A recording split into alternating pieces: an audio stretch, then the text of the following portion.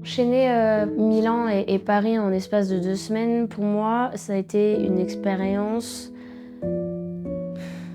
extrêmement fatigante. Déjà, une convention, c'est vraiment fatigant, mais en enchaîner deux week-ends de suite, ça permet pas de pouvoir prendre du recul et de reposer sa tête et son corps, en fait. Il y avait pas mal de gens, j'entendais un peu les échos, des gens qui disaient « Ah là là, elle a fait que ça, je doute qu'elle réussisse à terminer ». Et en fait, on entend tout ça.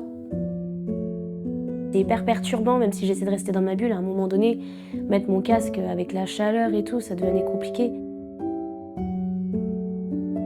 Il y a eu beaucoup de passages, donc ça c'était cool. Je suis vraiment heureuse de voir qu'il y a des gens qui apprécient autant mon travail et qui me soutiennent énormément comme ça.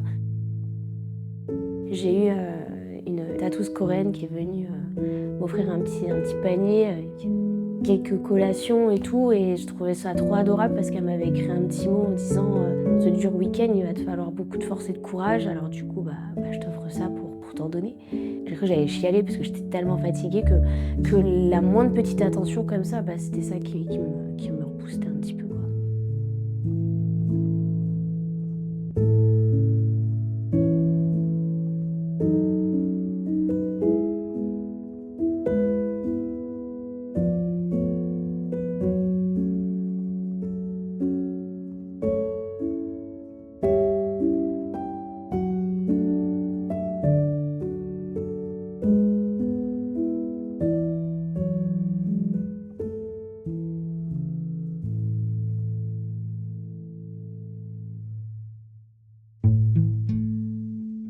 Je pense qu'en ce moment, je fais une espèce de page blanche. J'ai tellement donné de mon énergie ces 7 dernières années que je me pose la question si des fois je devrais pas juste couper. J'ai pas envie d'arrêter, c'est toujours quelque chose que j'aime faire, qui m'obsède en vrai d'une certaine façon. Mais par contre, ce qui est sûr, c'est qu'il faut que je prenne du recul pour moi et pour mieux travailler, tout simplement en fait.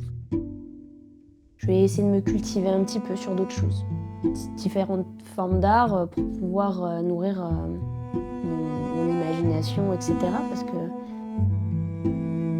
même si le tatou c'est ma passion, c'est aussi mon travail. Et je veux pas que cette passion-là, elle devienne toxique en fait.